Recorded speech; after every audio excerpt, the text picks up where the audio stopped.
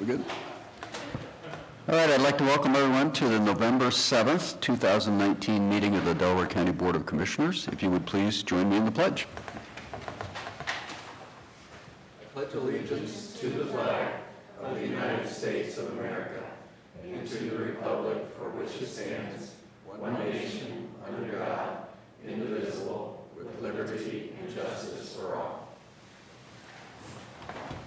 All right, thank you. I'm Jeff Benton, Vice President of the Board. Commissioner Lewis is not with us today. And to my right is fellow Commissioner Gary Merrill, our Administrator Mike Fromer, and our clerk today is Sarah DeNova. We can start. Resolution number 19-1097, in the matter of approving the the electronic record of proceedings from regular meeting held November 4th, 2019. So moved. Second, discussion, vote. Vote on motion 19-1097. Mr. Merrill? Aye. Mr. Benton? Aye. We have no public comment this morning. Resolution number 19-1098, in the matter of approving purchase orders, then and now certificates and payments of warrants and batch numbers CMA PR 1106 and memo transfers and batch numbers MTA PR 1106. So moved. Second, discussion, vote. Vote on motion 19-1098. Mr. Merrill? Aye. Mr. Benton? Aye. Resolution number 19-1099, in the matter of approving travel expense requests. So moved. Second, discussion, vote. Vote on motion 19-1099. Mr. Benton? Aye. Mr. Merrill? Aye. Resolution number 19-1100, in the matter of approving a system maintenance agreement between the Delaware County Board of Commissioners and ImageSoft Incorporation, and approving a related statement of work between the Delaware County Board of Commissioners, the Delaware County Court of Common Pleas, Domestic Division Relations Division, and ImageSoft Incorporation. So moved. Second, discussion. Hi, good morning. Larry McQueen here on behalf of Judge Fuller. Just wanted to recommend the approval of the SMA and SOW for AI Smart Bench and Highland on Base. Any questions? Mr. Betts, is there a reason you're here, or you just moral support? Brought counsel with me, apparently. It's always a good thing. I come with you, so. Okay, and if you had any additional comments? There's no questions, so I'm happy to answer. So based on your position, you're not his right-hand man, you're his left-hand man. Amen, that's true. Okay, now we go.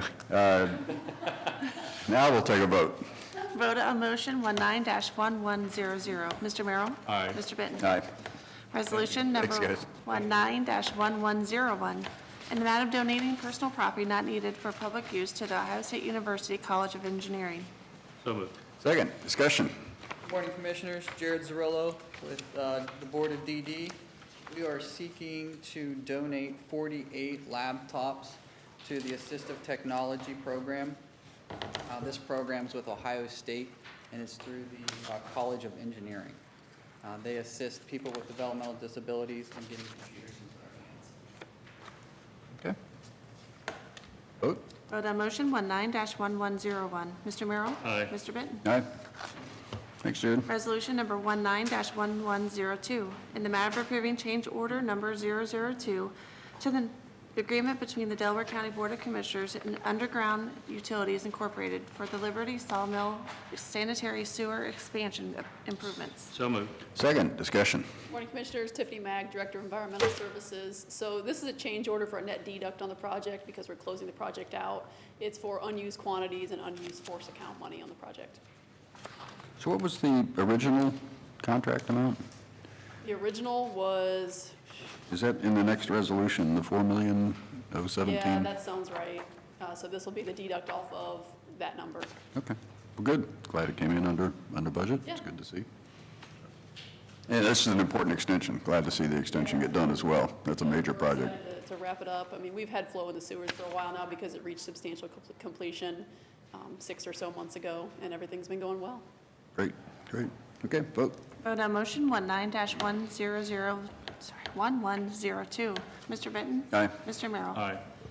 Resolution number 19-1103, in the matter of accepting sanitary sewer improvements for Woodcrest Trunk Sewer and it is one of those days.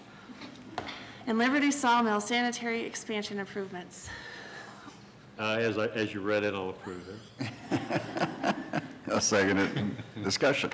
So both of of these sewers have met all of our requirements. Woodcrest is a 12-inch trunk sewer that goes from Clarkshaw Moores over to just east of Stites Road, which is where Woodcrest is going to be developed in the future. So this sewer will convey that flow. And then Liberty Sawmill goes from Nelson Farms over to Sawmill Parkway. And then we also extended it up Sawmill Parkway to the property just south of Hyatt's Road. Okay, vote. Vote on motion 19-1103. Mr. Benton? Aye. Mr. Merrill? Aye. Resolution number 19-1104, in the matter of declaring the necessity of sanitary sewer improvements for the woods of Glen Aaron, Serenity Place, and Serenity Woods subdivisions. So moved.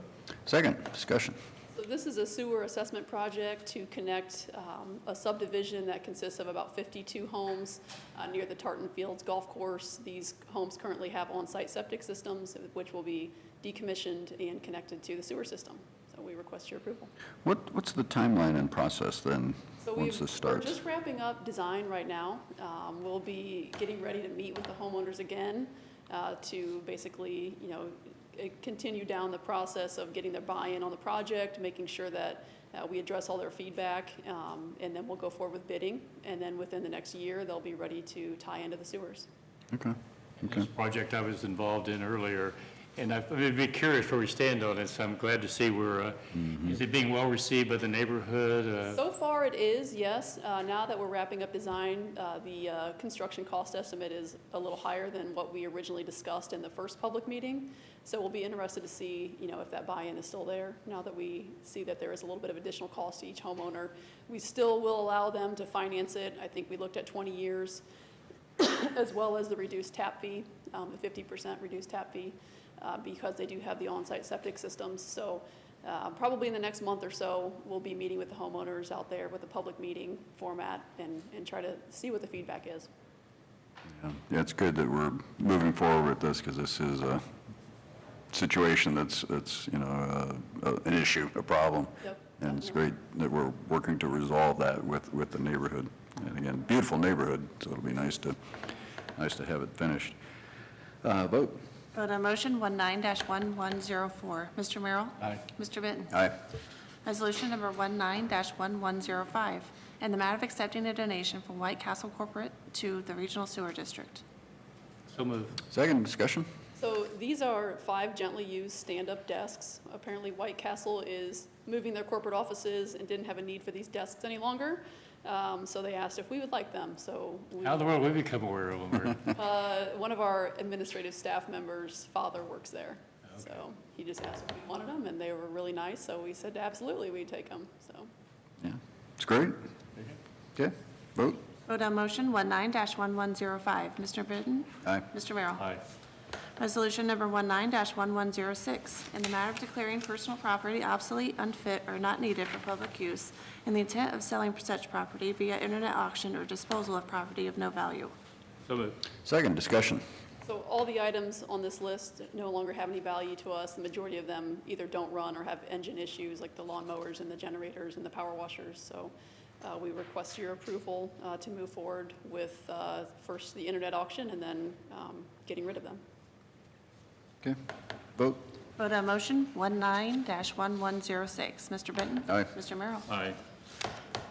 Resolution number 19-1107, in the matter of approving a supplemental appropriation and transfer of appropriation. So moved. Second, discussion.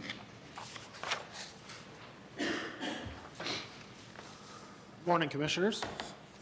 Let's see here. So the first one we have is a supplemental to increase appropriations and the cash transfers. The casino revenue came in higher than budgeted, so that's a good thing. Although, I suppose, for some, that isn't a good thing, but I like it. So, anyway, the second supplemental is for a down payment on the CAD system by the 911 fund through Patrick's group. I believe that he actually just sent an email that goes into great detail about that. So, obviously, if you have any questions about that, we can go into that. But then finally, the transfer is from the general fund to Fund 420, which we discussed at some length yesterday, which is where the casino revenue goes. So in short, we had to increase appropriations because we got more money, and now we're transferring that money to the 420 fund. Okay. All right, vote. Vote on motion 19-1107. Mr. Merrill? Aye. Mr. Benton? Aye. Resolution number 19-1108, in the matter of approving appointment to the Delaware County Transit Board. So moved. Second, discussion? Good morning, Commissioners. Jane Hawes, Director of Communications. We have before you the appointments for the Delaware County Transit Board, formerly known as DATA. We recommend the appointment of Richard Schrock and David Black. I have a comment. We really had what I considered 4 excellent candidates that we interviewed, and sometimes you have to make difficult choices, and I think these two, because of the time they were able to commit to the data board, I think it really was in some kind of probably distinguishing characteristic, and I think we're going to be well represented, and I'd just like to say thank you to all 4 of the candidates that we talked to and interviewed. I thought they all did a great job. Yeah, I would agree. We really did have 4 excellent candidates, and these two do seem to have the background and the availability to really help Delaware County Transit as they move forward, because they're an important phase right now as they're finalizing their strategic plan and how they're going to go forward. So these 2 gentlemen, I think, have a good background in that. So again, good appointments. Appreciate all 4 of the people who applied. We'll take a vote. Vote on motion 19-1108. Mr. Benton? Aye. Mr. Merrill? Aye. That brings us to administrator reports. I have nothing to report this morning. I guess Merrill. you're forced to ask me, aren't you? First of all, I just want to say congratulations to all those who were re-elected and those who were newly elected from Tuesday's elections. The opportunity, the privilege to serve this great county and the townships in many cases that we're talking about, in whatever form they were elected to serve, it's an honor. It's an honor to be chosen by the voters to do that, and I think this is what makes this county so great, is having people who are willing to serve and really represent this county well. Commissioner Ben and I were privileged to attend the groundbreaking Tuesday morning for the Home Road Extension, a project that we should all be very excited about. It's a project that's been discussed for a number of years, and it's one more step towards getting that east-west corridor that we think is so important to our county, and very well attended, and a lot of enthusiasm in the group because everybody's excited about the project and the direction it's going to go, and still work to be done. But just one of those steps towards getting to that point. I know Delaware City has a Veterans Parade Sunday. I believe it's at 3 o'clock. And please keep that in mind and find a way to support the veterans this weekend, whenever you see them. I think we do a great job anymore. Most people, I know my wife goes out of her way when she sees a veteran to remind the veterans, thank them for their service. And then, of course, on Monday, the Veterans Event, Source Point, which I believe you and I are attending, and I look forward to that as well. So that's all I have today. Okay, great. Yeah, it is, Veterans Day technically is Monday. The parade's Sunday, and again, I would like to echo Commissioner Merrill's appreciation and of all the things that the veterans have done. And it is good that we recognize them and pause and thank them for their sacrifices. The Home Road Extension, we're talking more City Executive Committees this afternoon. Mission Court graduation, Judge Hemmeter's court, is tomorrow afternoon at 4. I think there are 4 veterans who have graduated from that treatment court, and that's great to see. You know, the veterans who had issues come up, and the veterans who supported them through this process, and they're now graduating and celebrating that tomorrow at 4. So that's good to see. Ribbon cutting for the phase 3 of the Galena to Sunbury Trail is Saturday morning. I'll be going to that, and it should be the final leg to connect Sunbury and Galena, that trail out in the very important trail out in the eastern part of the county. So it's good news for Galena and the eastern part and the whole county, because it is an important part of the Ohio to Erie Trail that's finally being connected. That's all I have. It is just about quarter of, And we have a hearing at 10 o'clock, but we can't start before 10 o'clock. So with nothing else, we'll just go in recess for 15 minutes and reconvene at 10 o'clock.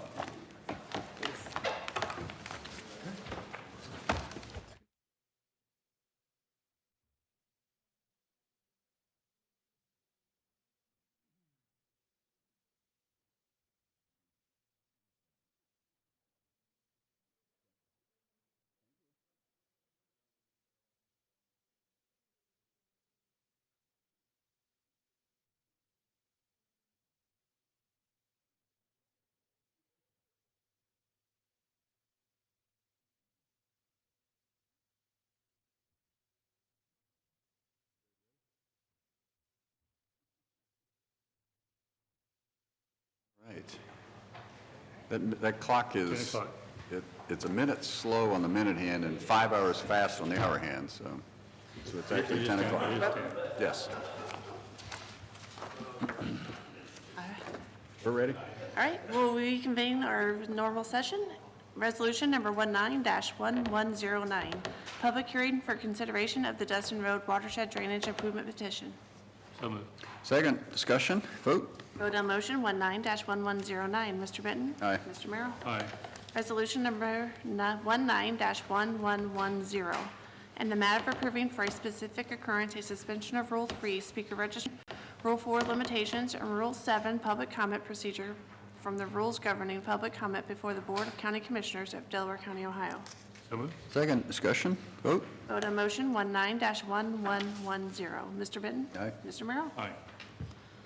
Okay, we have now opened the hearing for, the first hearing on the Hoover number 61 Drainage Improvement Petition. Sorry. If I forgot to change the title, we're at the Dustin Road. Oh, yeah, of course it is. Apologies. Yeah, Dustin Road. Yes, the Dustin Road Watershed. Got it. Sorry, but it's a typo. Let me just go over what's going to happen today. I want to welcome everyone to the first hearing. Again, this is the first hearing. There is a sign-in sheet circulating. We ask that everyone please sign in. We will first hear a report from the county engineer and Soil and Water Conservation District, and then we'll take questions from the board. Then we'll hear from all those in favor of the petition, and then after that, we'll hear from all those who oppose to the petition, and you will be asked to take an oath during your testimony. We'll continue back and forth. If new information comes up or additional people wish to speak, more questions from the board. And then after listening to the testimony and the report of the engineer, the board will decide whether to grant the prayer petition or dismiss the petition. The board considers the following three factors in our decision: whether the board hereby finds that the proposed improvement is necessary, that it will be conducive to the public welfare, and the board also finds that it is reasonably certain that the cost of the proposed improvement will be less than the benefit. So next, if the board grants the prayer or petition, the Delaware County engineer will proceed with preparation of plans, reports, and individual schedules of assessments for the project. When those plans are complete, a final hearing will be set, notification of the hearing will be given to landowners, and the board will consider the project at that point. So with that, everyone should be up to date on how we're going to proceed.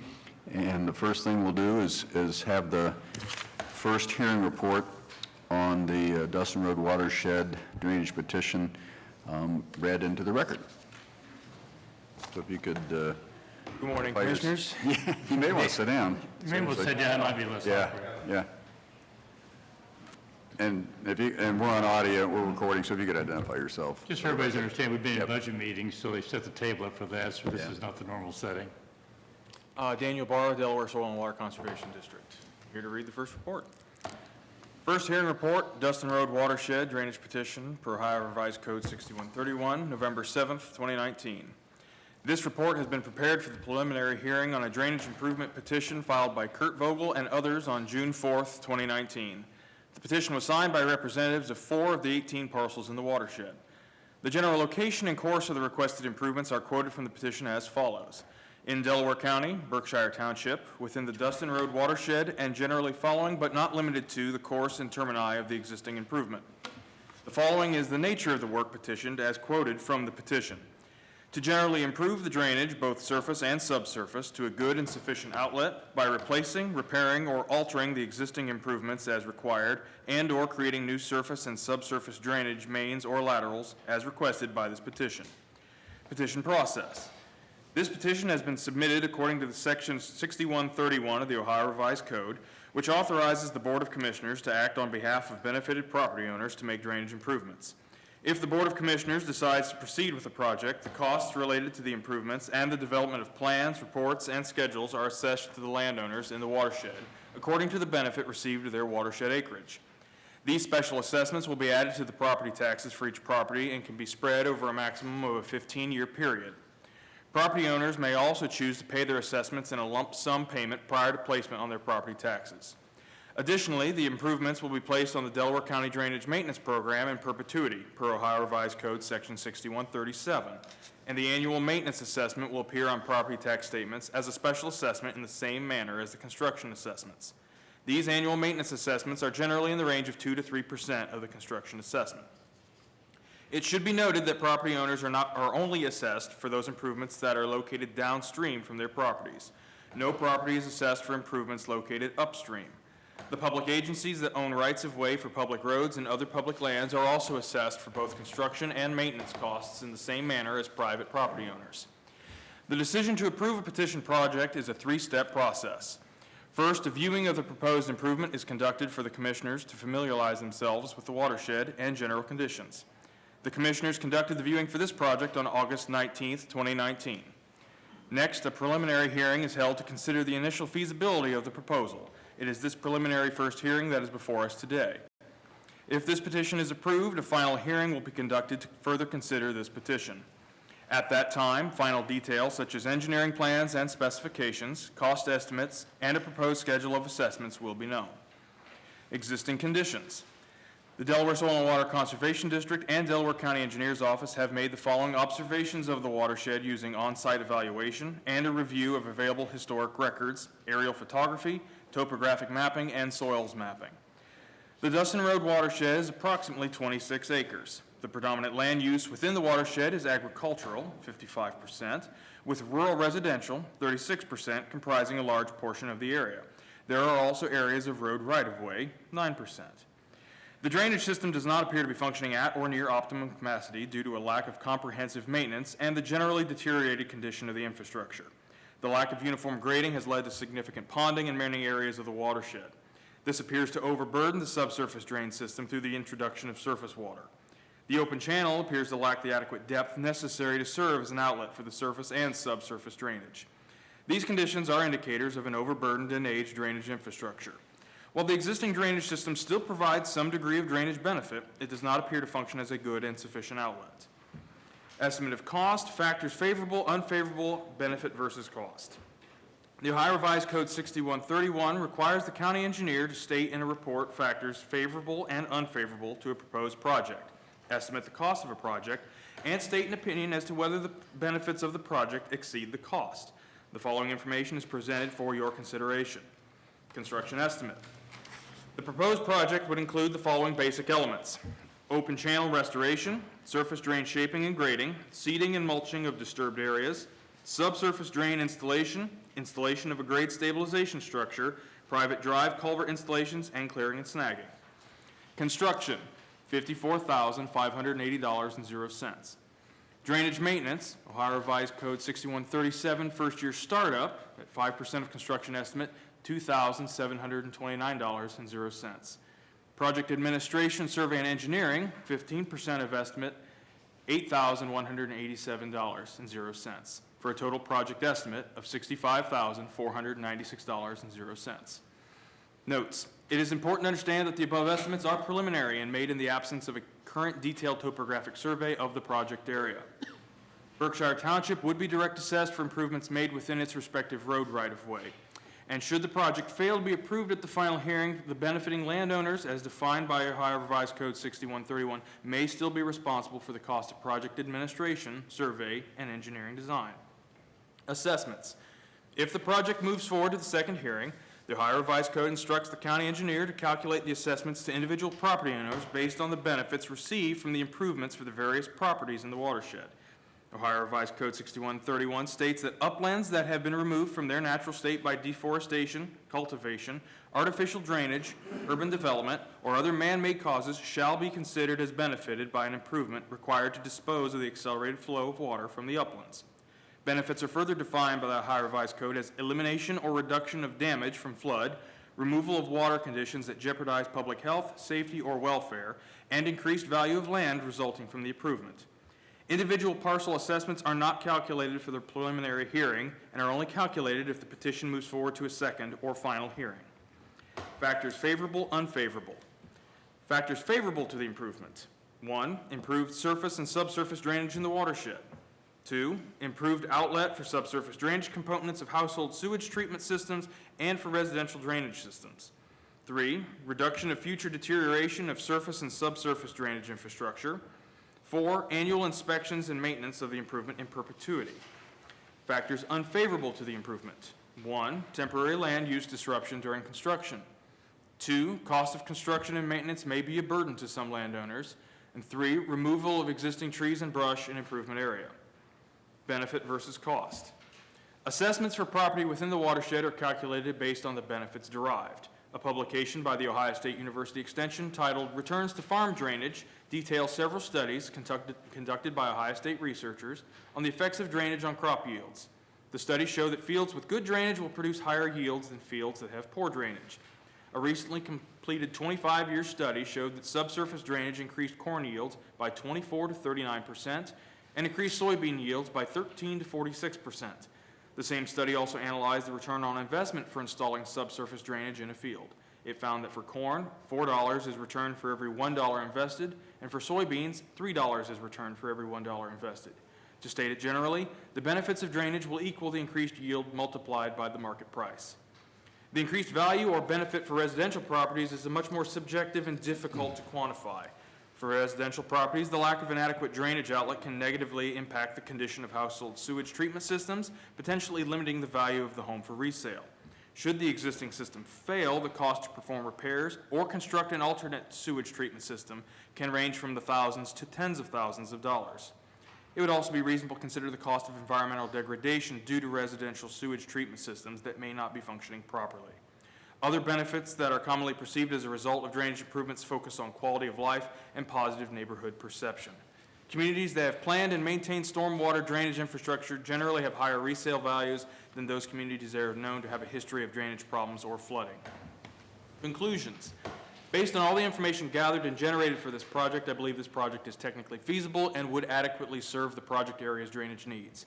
However, the testimony brought to the board by the landowners as to whether the benefits of this project exceed the costs should be given significant consideration in the decision to move forward with this project. Should the current petition be approved to proceed to a final hearing, the petition bond will be returned and detailed plans, specifications, estimated costs, and a schedule of assessments would be prepared. Additionally, a benefit versus cost analysis will also be performed to further determine the feasibility of advancing this proposed project. Okay, thank you, Daniel. At this point, Commissioner Merrill, any questions for engineer or soil or water? I don't either, so we will move forward to the next part of the process. And first, we will hear from all those in favor of the petition. I'll swear you in as you want to testify. Again, you don't have to testify, but if you want to testify in favor, now's the time, please. All right. Okay, I will read you the oath. Do you solemnly swear that the testimony you're about to give is the truth, the whole truth, and nothing but the truth, so help you God? I do. All right, thank you. If you could, if you could identify yourself for the record. And Okay, my name is Kurt Vogel, and I live at 7860 Dustin Road. if you could point out which, or maybe the number of the parcels. It always helps to, Pretty sure it's this. 17? Okay.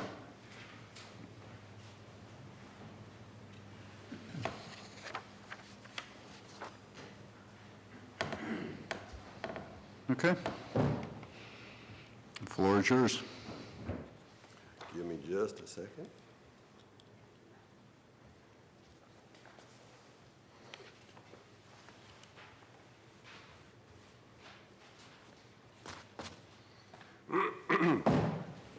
thank you. He said it far better than I ever could say it, so very much appreciate your report.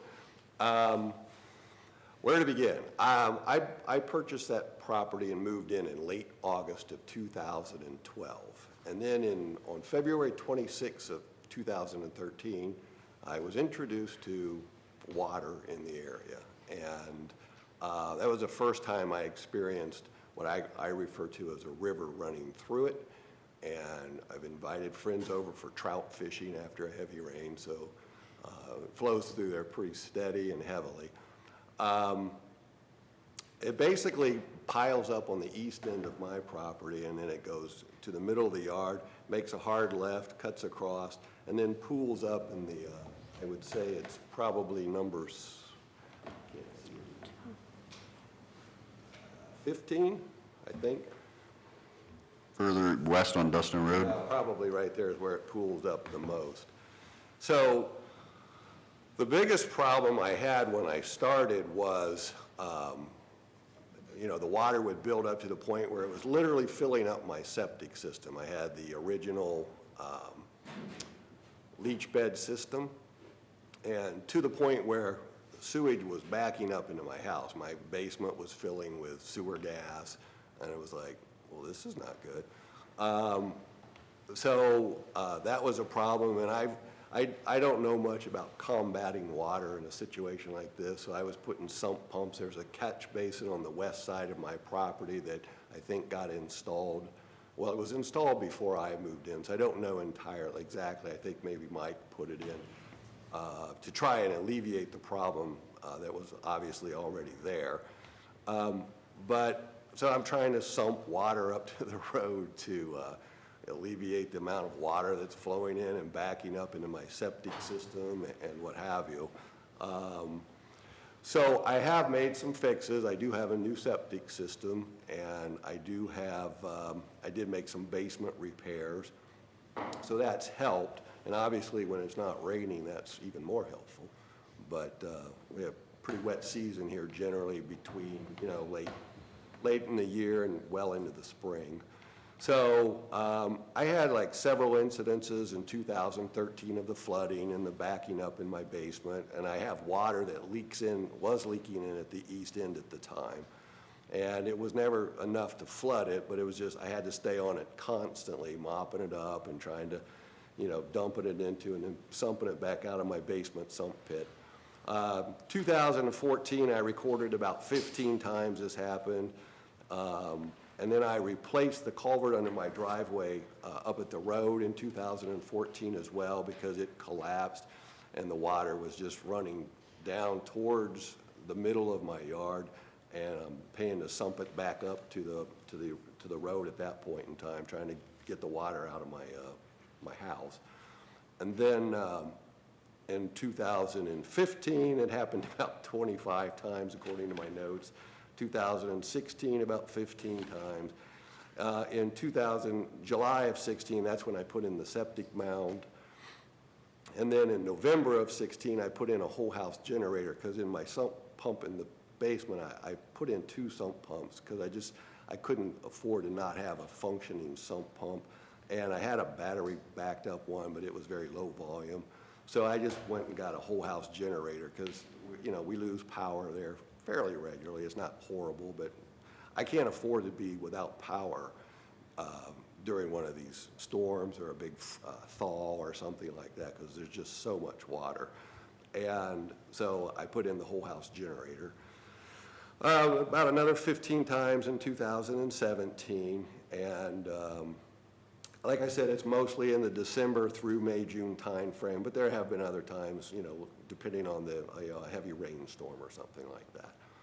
And then in July of 2017, I had new basement or drainage tiles put in the basement, so they had to jackhammer all around and replace all the drainage tiles. It had been fully packed with mud just from all the pressure of the water coming down into my house and carrying dirt apparently under the foundation. I don't know exactly how it all works. But that was all pretty clogged up, so that works a lot better now. And I had to put the I-beams in because the water pressure started to bow the walls a little bit.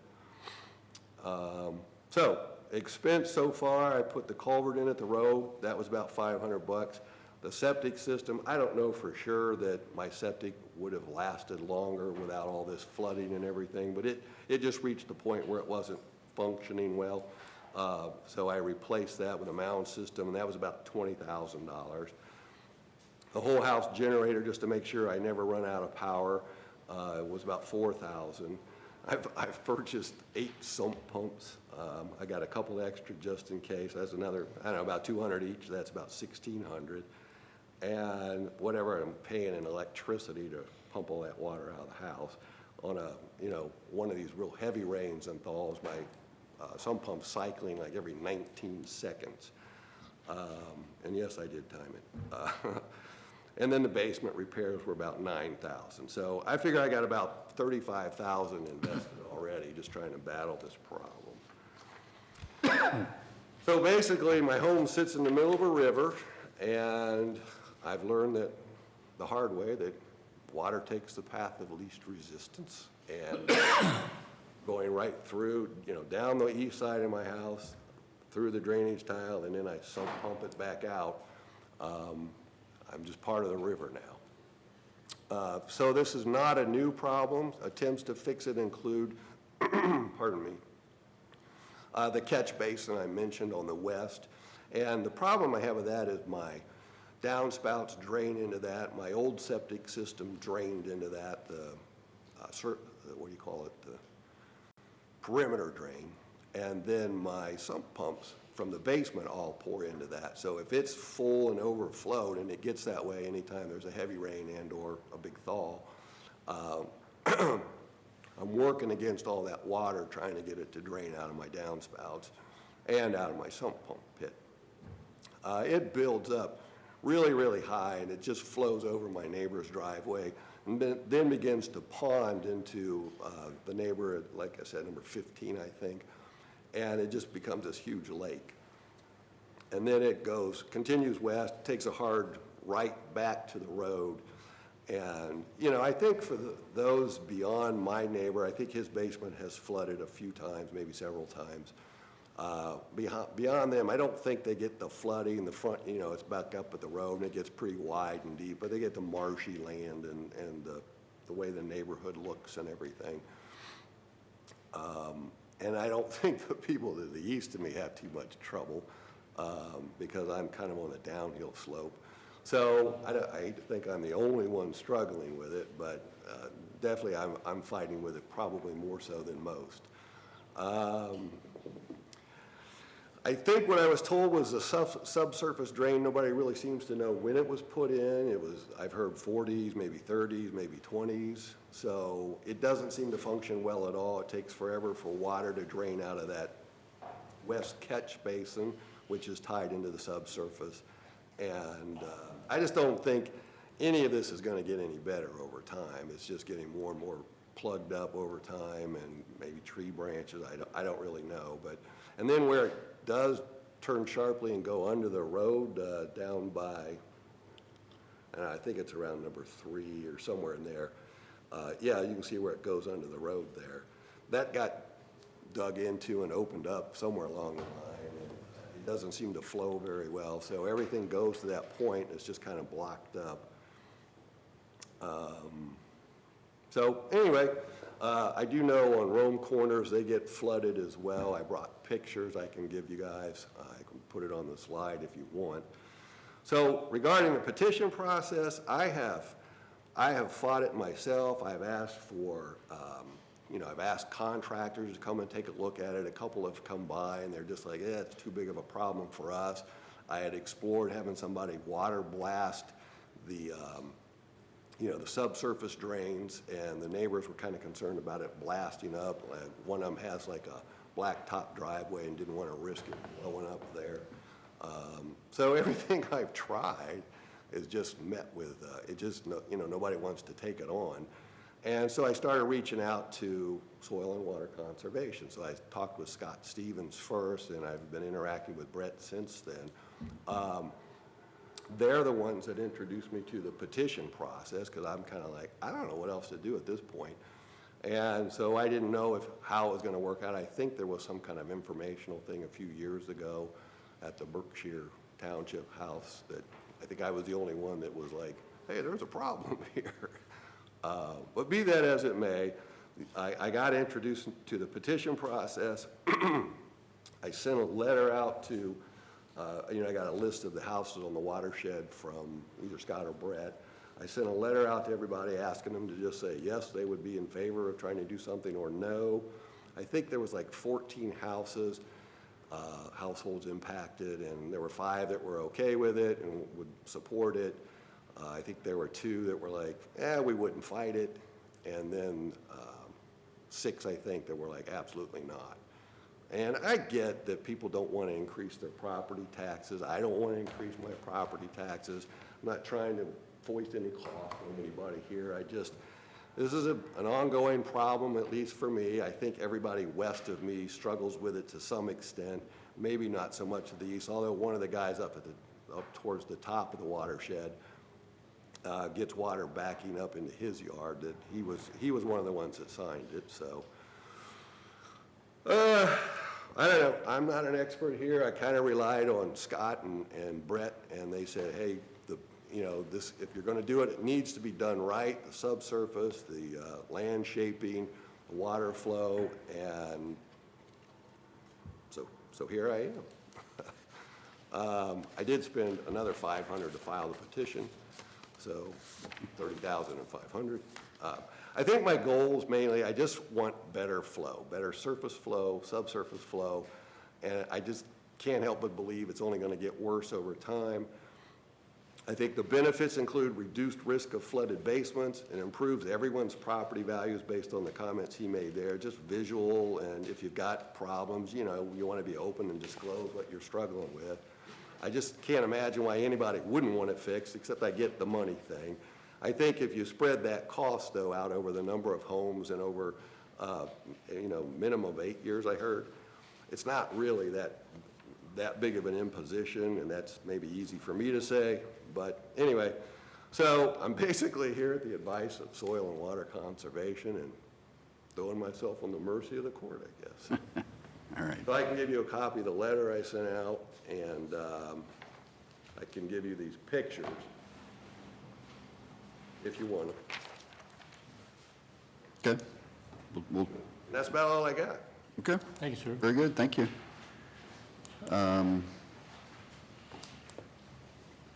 Very good, we'll take those into evidence. So, any questions? Next, anybody else want to speak in favor of the petition? Last call, anybody wants to speak in favor, anybody else want to speak in favor of the petition? Okay. We will next hear from anyone who wants to speak in opposition to the petition.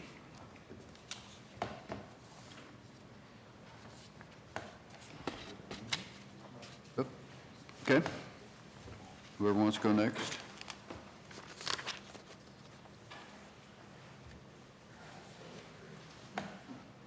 All right, thank you. Let me swear you in. Do you solemnly swear that the testimony you're about to give is the truth, the whole truth, and nothing but the truth, so help you God? Okay, if you want to sit down, you can, otherwise you can, but if you could identify yourself and Yes, my name the parcel, whichever one your parcel. my name is Kerry Heil. We have the property at 8070 Dustin Road, which has the numbers 6 and a 5. I don't know why it has 2 numbers, it's only one parcel, but 6 and 5. over there to the, Oh, I see it, okay, far right there. Okay. but some of the things that were said by the petitioner jogged a few thoughts. He mentioned his septic system needed replaced. I replaced mine as well, and I talked to the Department of Health, got their advice, and I was told that the average life of a septic system, leach field, is 25 to 30 years maximum. And We had our house built in 1990.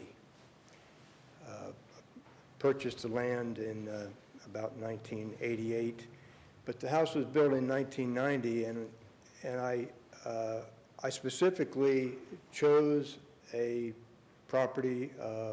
I picked that one based on the elevation. I wanted it high versus low. We had the architect draw the elevation of the house so it actually sat 3 feet higher. The reason I bring this up isn't to say that my house is better than anybody else's house. The point is, I don't know the elevation of the petitioner's property, but if I was to guess, I would say that it is lower. And when you build a property, or when you build a house on property that has very little grade and it's low in elevation, then you have certain issues that are susceptible to water.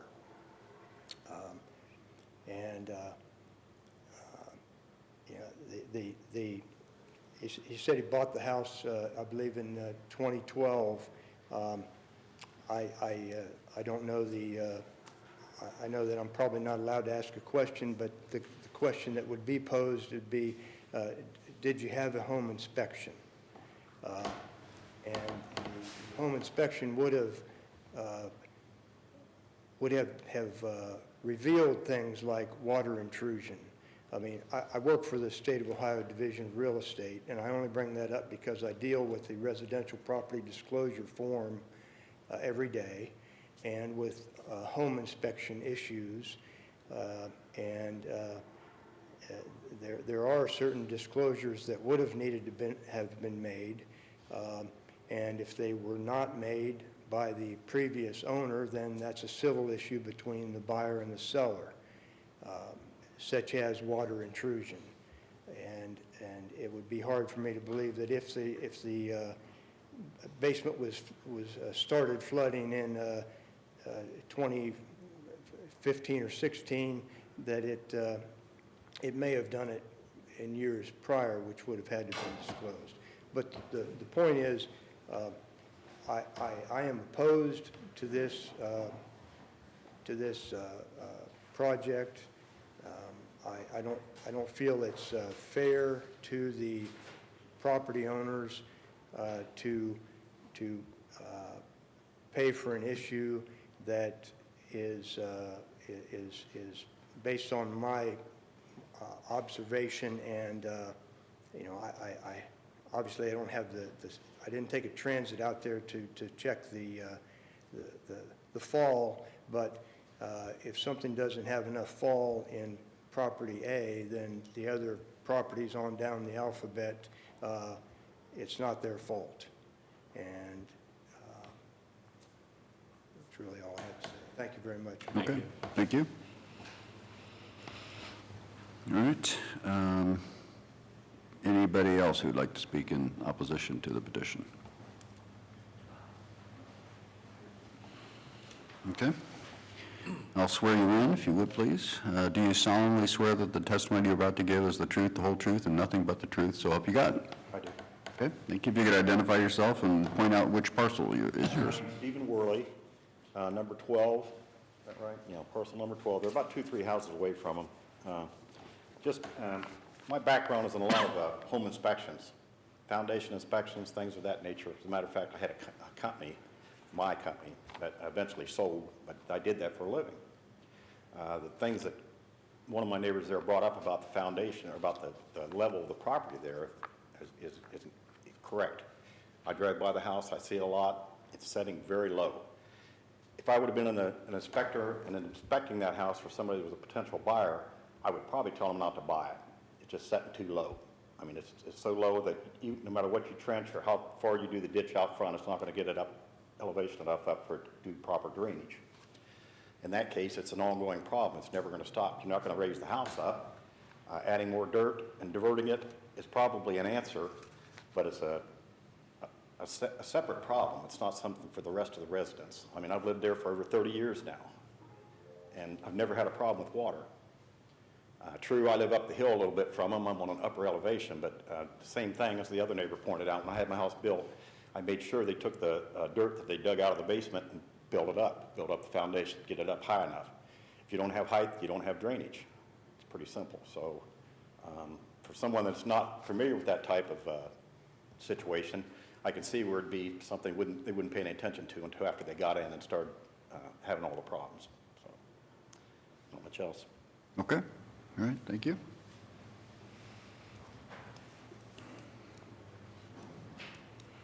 All right, anyone else who wants to speak in opposition to the petition?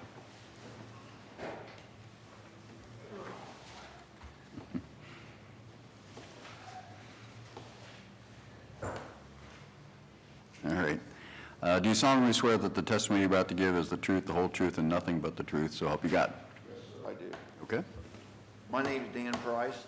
I'm sorry, can you repeat that? Could you repeat that, Dan? Dan Price. Price. Thank you, sir. Okay.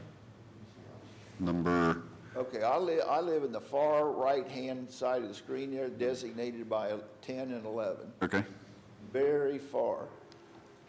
If you've ever been out here on Dustin Road, this area right in through here is very low, and you proceed east, it's going uphill slightly. And these three properties right here, 12, 5 and 6, 10 and 11, are kind of like at the top of the hill.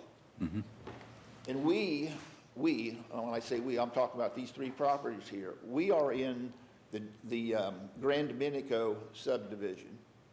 And our properties already have a storm sewer and drainage system at the frontage of the properties, and that drain to the west toward Mr. Vogel's property. And since we already have a drainage system on our properties, and it works very well, we do not have, I don't, my neighbors don't have any water problem at all, sir. And I think it's very unfair to ask us to help pay for a property that is about a quarter of a mile to the west of us. We are like totally not even involved in it. And the way, I don't quite understand, let me see something here, how the watershed lines beginning about right here, going down like this and around to here, even encompasses this project. This is the project right here and out through here, not this up here. This part right here shouldn't even be involved in the project. We have no drainage problem. I guess that's pretty much my view on it. I don't want to pay for another neighbor's problems. I wouldn't ask him to help me pay for a problem if I had an issue. I just don't feel that would be fair. It's my problem, I'd have to fix it, and that's the way I feel about Mr. Vogel's problem. okay, Okay? very good, thank you. Thank you, sir. Brett or Daniel, if you could just, I have a question about the comment about those parcels being included in the watershed. You know, whether that's the... Well, first of all, I will state that the watershed line as we present it today is preliminary, is not based on any survey or ground truthing data. Basically, it's generated from the LiDAR data from the state of Ohio and using our GIS tools. So if the project would move to survey and design phase, certainly one of the first things we would do would be to refine that data or refine the watershed and revise it if necessary. As we have generated the line today, the reason those parcels are included in the project is because water exits those parcels and runs through the potential line of improvement. And the revised code is pretty specific in that if water exits a property and utilizes an improvement constructed under 6131, then those parcels are part of the project. Okay. So, yeah, so to rephrase it, you'd have to, you go through your final, or if it goes to the second hearing, you would make sure with more refined techniques to make Absolutely. sure what the watershed boundaries are. And if we would determine that water does not run from those properties and run through the Vogel property, and obviously the properties downstream, then they would be removed from the project. But as things stand right now, yes, those parcels are on the top of the hill, but water's got to run off those parcels and go somewhere, and currently our belief would be that it goes down through the lines that we've shown. Okay, okay. Mr. Price made the comment that they have their own drainage system. They also said it drains to the west. Is that surface water that's draining to the west from their system, or?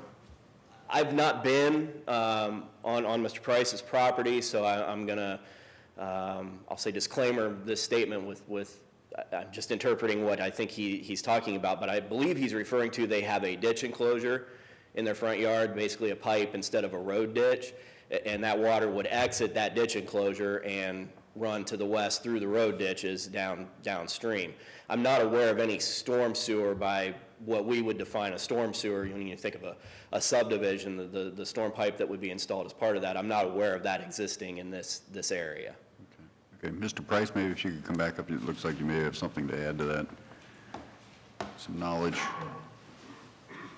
The storm thing runs across the front of the properties, and when you get down here to, this is Bubba's driveway, or it runs back here to this property, it ends right there. And from this point west, it's an open ditch. But from this point running east, it's an 8-inch tile buried under our front yards. Because they're subsurface tile. Is that what you call a subsurface? It's It's a ditch enclosure. It's a buried pipe. Yeah, it's a road ditch enclosure. It was put in, who knows how long ago, and generally they were put in because folks didn't want the open road ditch in their front yard, and that's why they were installed. I wouldn't classify it as a storm sewer, though. But there is water, you don't know for sure, and I'm not suggesting, but there is a belief there is water running west of that point there. Yes. But yeah, our water does run to the west. Okay, thank you. Because we are right here, this is the very top of the hill. If you go up, and then it very gently goes down again to the east. Okay. Very good, thank you. Additional speakers in opposition to the petition? Oh, yep, got to swear you in. Do you solemnly swear that the testimony you're about to give is the truth, the whole truth, and nothing but the truth, so help you God? Okay, thank you. If you could identify yourself and which parcel? My name's Jim Litzinger, and I've lived here for 40 years.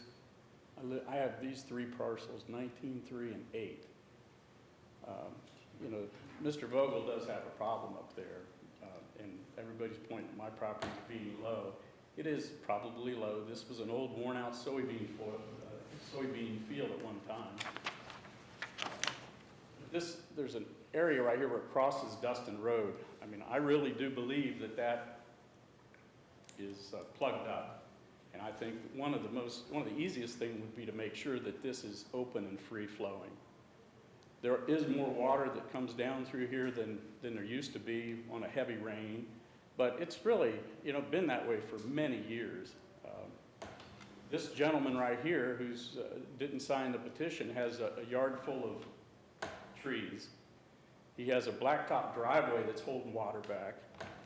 I think that's a second issue that probably should be addressed before you get all 20 people involved to do this. I mean, the water does not, I could give you a list of all the things I've done in 40 years to my house, 2 roofs and basements, but that's really not that important. I've tried to take care of the things, and my house is livable. It doesn't have water in the basement. I have had issues, in the past, but I fixed them. This gentleman here has been there about a year, number 13. He had water in his basement, but the electric was out for 8 hours.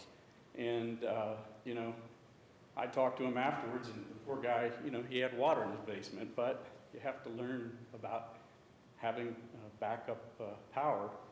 Anyway, I'm just not sure, I'm not against it, I'm not for it, but I certainly hate to pay any money to fix a problem that I don't think I even have.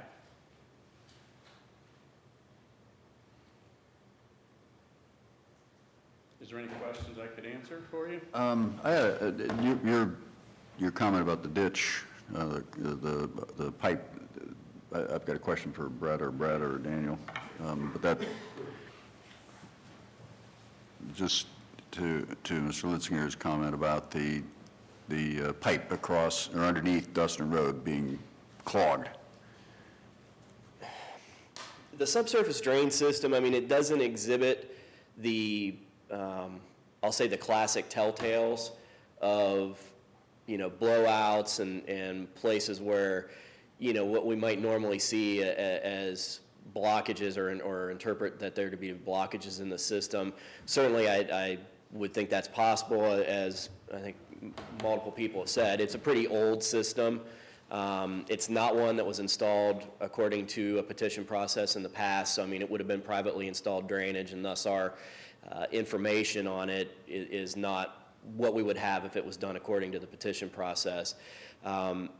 My initial, I'll say just my initial assessment, and would have to be borne out by survey and a lot more in-depth investigation, is that I think the subsurface drain here is being asked to serve as a storm sewer. It's more of a problem of there not being an adequate surface grade in the watershed, from top to bottom.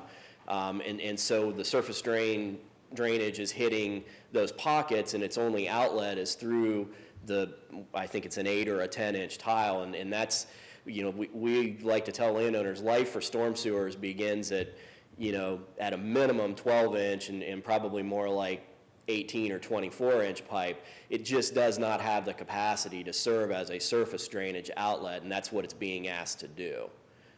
It was installed to be an agricultural subsurface drain with limited capacity, drawing water from the soil profile, not being a surface outlet. But I guess maybe more specifically to that pipe that's under Dustin Road, who is responsible to maintain that?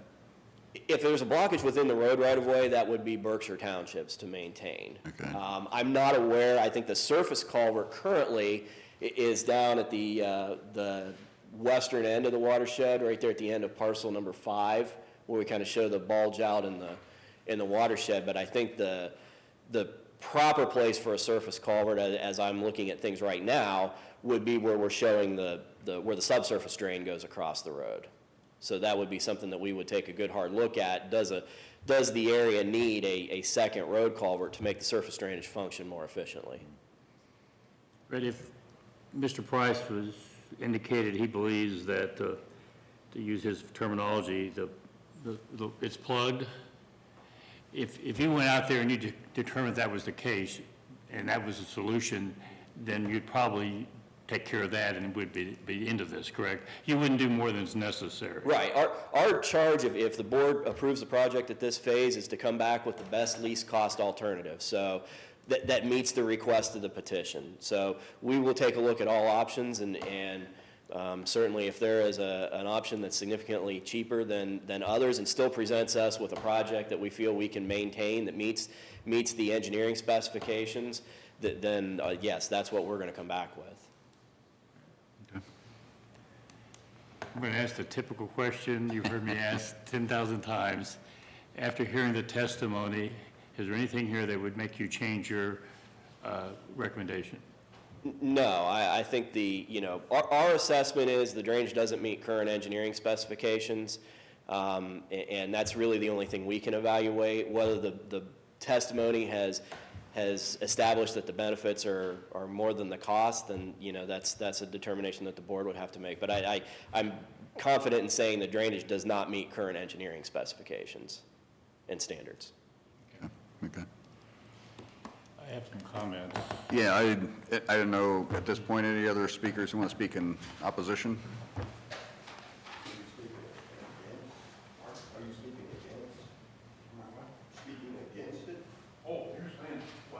This is opposition to the petition.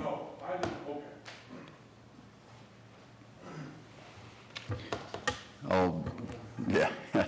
Do you solemnly swear the testimony you're about to give is the truth, the whole truth, and nothing but the truth, so help you God? I do. Okay. Again, if you could. My name is Mike Ross, and I live,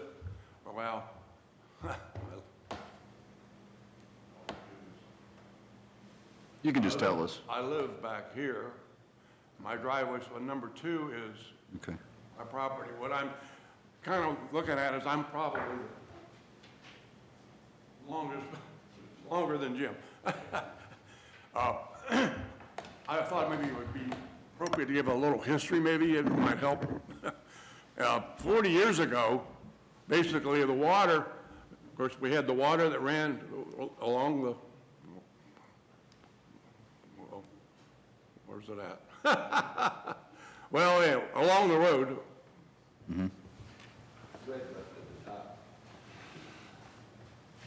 There, you know, that there. But then actually coming off the fields across roughly here, a line like so, and down through the water basically all ran back in its natural environment. There was a swale there, and the water ran naturally down through that. So basically halfway, you know, it's roughly halfway or maybe a third of the way from the road back to where the other yellow line is at. Okay, that was the natural drainage. See, then it basically over the period of time, driveways were put in and whatever, and all under high rain, high water situations, the water ran over the driveways. Now and then also there was the subsurface drainage that was in there also. Now, over the period of time, I'm going to say roughly 20 years ago. Basically, it worked fine up until, let's say, 20 years ago, okay? Then like Mr. Litzinger addressed as I think it's number 18 there. Yeah, there, that property there, they ended up putting in a blacktop driveway. And doing that, it raised it up and basically created a situation where the water then basically would back up there. And then more recently, within the last 5 years, maybe you can help me, Kurt, is that 5 years ago? I think that blacktop driveway was actually redone and actually even raised further. Now, as I said, now I've got some pipes underneath my driveway there that runs and of course goes across, but I think Mr. Vogel's got pictures up there showing ponding, that basically there's a ponding that takes place on 18 here. And I was prepared to back when I put in some pipes on mine, I was prepared to go some bigger or wider or whatever to get more drainage through underneath my driveway. But in talking to the gentleman that's on 18, he didn't want to do anything. So bottom line is there's no sense of me putting in a big tile, and he's got a little one, and so I can supply more water from Mr. Vogel's property over to the west than he can handle. So I think part of that situation, now I don't know how that gets addressed in terms of that, but that basically is the major issue on surface drainage. There's no doubt there's a problem, small rains like we've had recently. It seems like everything's done fine, but in the spring when you get heavy rains, it's a real mess. And I think there's something that needs to be addressed somehow.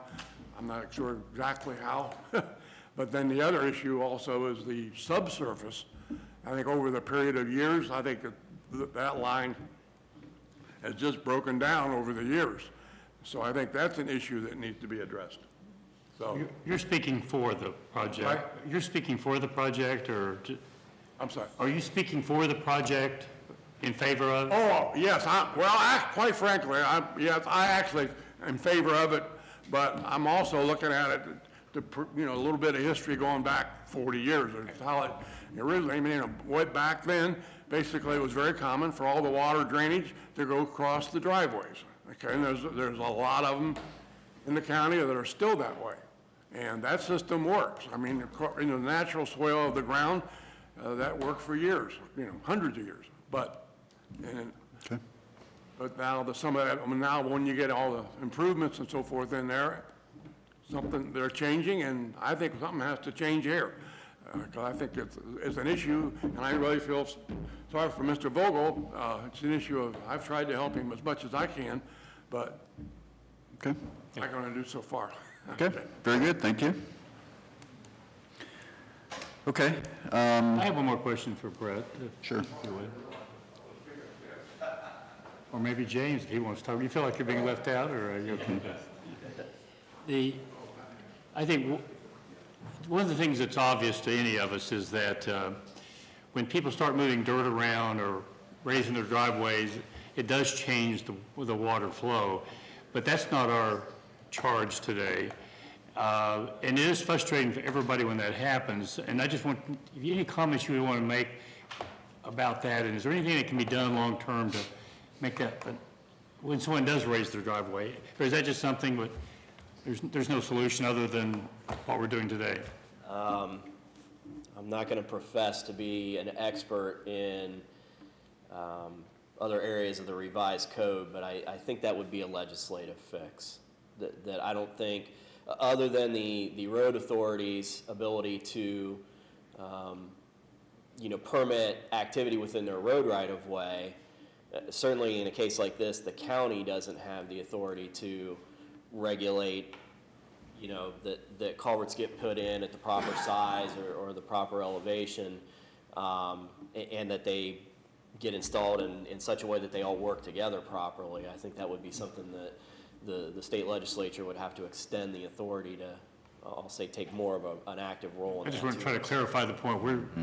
We're dealing with the cards we're dealt today. Right, exactly. But something that everyone loses sight of when they start moving dirt around or raising elevation, they affect everybody else. Absolutely, absolutely. It's a question we honestly field often at the Soil and Water District, and, the solutions to landowners that the revised code has, or I'll say the state legislature has provided them is either pursue it in civil litigation or utilize a drainage petition or work, together cooperatively, which some landowners are able to pull off and in other areas not, so. Okay.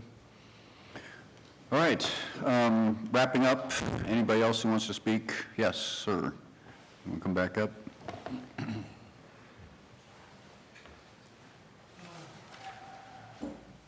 Dan Price again. Yep. From what I've heard here today, from this gentleman, I'm not convinced that he's been out there and actually understands the problem.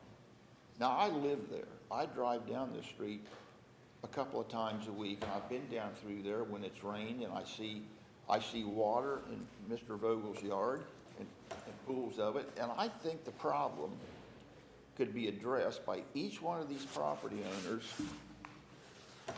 starting from about right here. If they would put a bigger diameter drain tile underneath their driveways, that would go a long ways to fixing the problem. Because each one of their driveways is acting like a dam. It's damming up the water because the pipe under the driveway is not big enough to let the water through without it pooling up behind it. Now, before we go in digging this all up with a bunch of excavators and causing a bunch of assessments to our properties, I think this could be fixed if each one of those people would look at putting a bigger drain tile under their driveways to stop the water from damming up behind it. Okay. And especially, I think the township, Berkshire Township ought to get out there and either increase the size of that drain tile going across Dustin Road, because the water flows out and leaches into this field over here. That's what it needs to be addressed right there. Okay. Thank you. Thank you. Thank you. Yeah, and again, that's part of the petition process, and that's the work that our experts do, is assess the best way to alleviate the problems. Maybe Brett could offer a little further comment. Yeah, I think the fix that he suggests, I think any potential plan we would come back with would absolutely involve many of the aspects that he's discussing. The problem for, the petitioners is there's no mechanism to force a landowner to make those improvements outside of the petition process or pursuing it through civil litigation. So Yep. Okay. I have a few comments. You want? Yeah, Commissioner. Typically, I'd make comments after close the hearing. I'm going to make them before, just in case anybody wants to rebut or make a comment. But my observation, and I'm going to just kind of give you my observation, we've done a number of these over the last few years.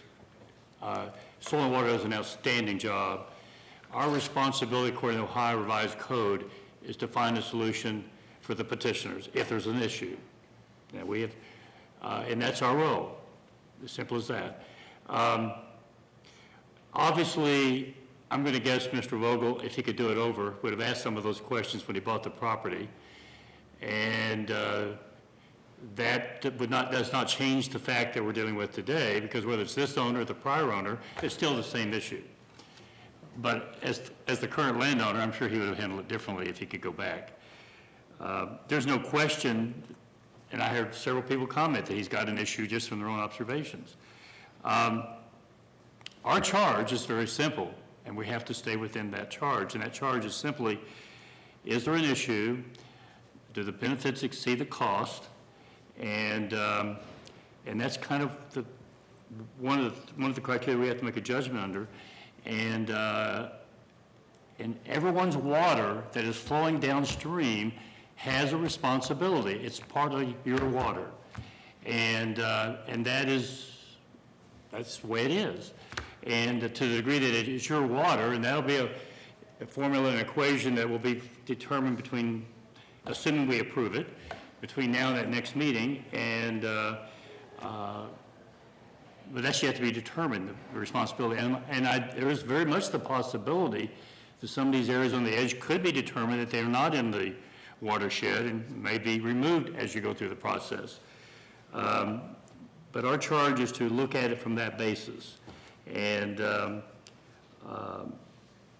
fully understand everything I've heard today from both perspectives. I don't disagree with any of it, and I know how it affects everyone in this room because we've been through this many, many times. So that's the criteria under which we've got to make a judgment. And I just feel like important that I say that, kind of clarify it, and to the benefit of everybody. As I like to say, when you walk out here, you're still going to be neighbors. You still got to live together and hopefully are good neighbors. So regardless of what we decide today, I just ask that you keep that in mind. And that's my comments. Okay. Mr. Vogel had, yes, ma'am. Did you want to speak in opposition? Okay, okay. We will swear you in. Do you solemnly swear that the testimony you're about to give is the truth, the whole truth, and nothing but the truth, so help you God? I do. Okay. My name is Linda Worley. I live at 8030 Dustin Road, number 12 Okay. on the map there. Yes, our land is a little bit higher than his. Okay, I think the big issue myself is with the township, Berkshire Township. For instance, we put culvert in on the east side of our driveway in 1989, but not on the left side. Couldn't afford it at the time, okay? Wanted to do it later on, county said no, because the land belongs to the township, and the township is responsible for maintaining it. Therefore, I think if the township simply comes in, starts at our driveway, and cleans that ditch out, that water would start flowing a little bit better. Maybe it won't solve the entire issue, but it could help some. I've also noticed more water since they allowed that nursing home to come in. The county allowed that, okay? You have more people, therefore you have more stuff going into their septic, that's coming down, okay? Where's the nursing home? I'm sorry? Is the nursing home on the watershed, in the watershed? No, it's not. Well, if it's not in the watershed, Then it won't be it would contributing. be part of the, It's not in the watershed. Okay.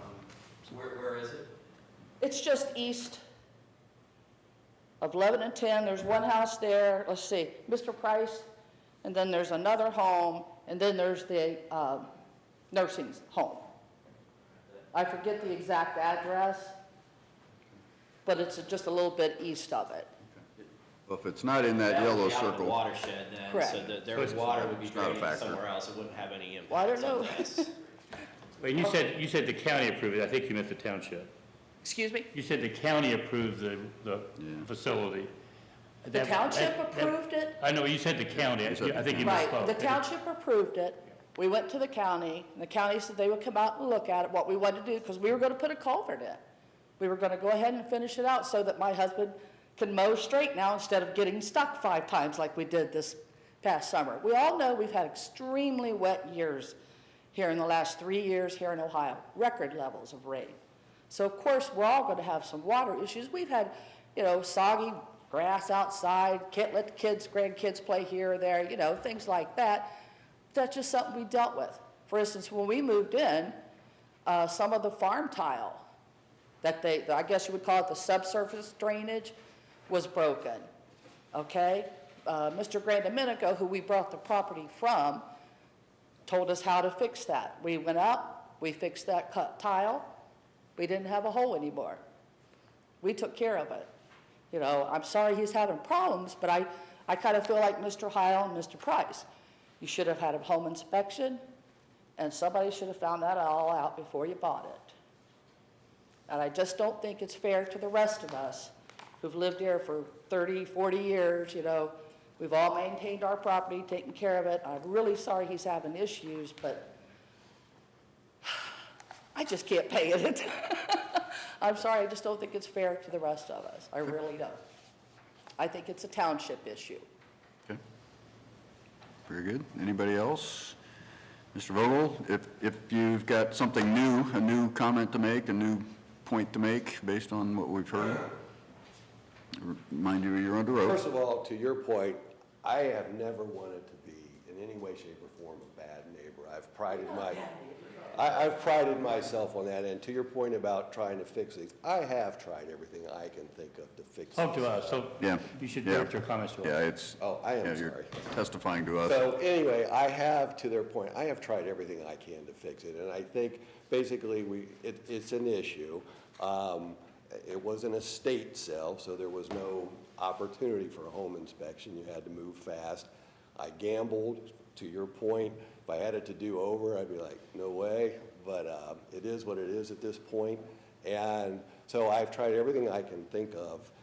I've moved dirt. I've tried piles of dirt here. I've replaced tiles at the road, culverts, and I've fixed everything. And I personally agree. I want to try to fix whatever I can fix. I tried to get people to come out and quote on doing something. So I'm just at the place where it's like, I don't know what to do.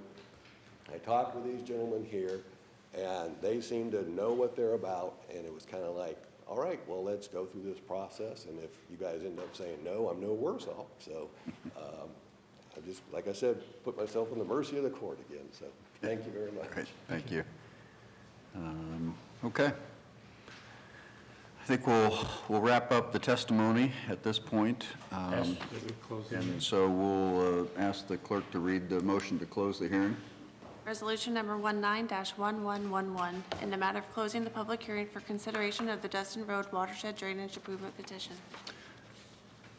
And I would ask that we read the one to approve the, We got to vote on that one first, I'm closing. sorry, I apologize.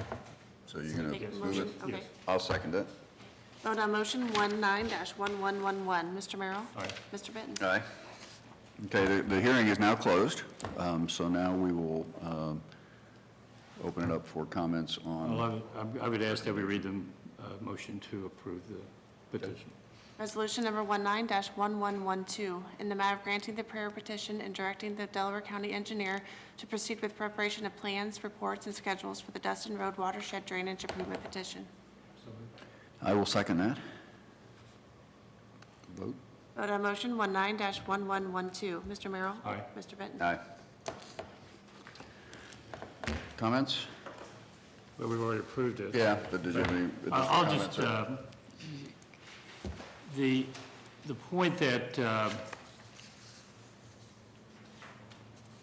that, I think is important here, we tried very, very hard to solve the problem. There's no question in my mind, a great deal of money's been spent to solve this problem. And there's no question in my mind that the benefits exceed the cost, and the benefits in its entirety. I understand, pretty much for being redundant, things I said earlier, to the degree that it's your water that's flowing downstream, you share that responsibility. That's the law. It's not, and we're just following the law that we're required to follow. And and the reason the petition process exists is because one landowner cannot fix a problem. When they start fixing it, it just moves the problem to someone else's property. It's kind of been illustrated by some of the comments we've heard today. And Soil and Water does an outstanding job, and they're going to do a review and research this, and they're going to come back, and that yet to be determined what they're going to come back with. They gave their best guess today, but it doesn't mean it'll look like that when they come back. And my observation over the last few years, they do an outstanding job, and if they're allowed to do their job, I think we'll get a result that will be satisfactory. Those are my comments. Yeah, I would echo those. There clearly is a problem, and exactly what the best way to fix it is, I mean, we're not experts, but these guys are, and they've seen this over and over and over again, and they really do, as Commissioner Merrill said, they really do work to figure out the least expensive, most effective way to fix the problem, and they're going to look at all the different suggestions. You made very good suggestions. I really appreciate that, and they will really look into it. And this is preliminary. This is just a preliminary hearing. And we'll see, you know, if there's easier, cheaper solutions, they will find them.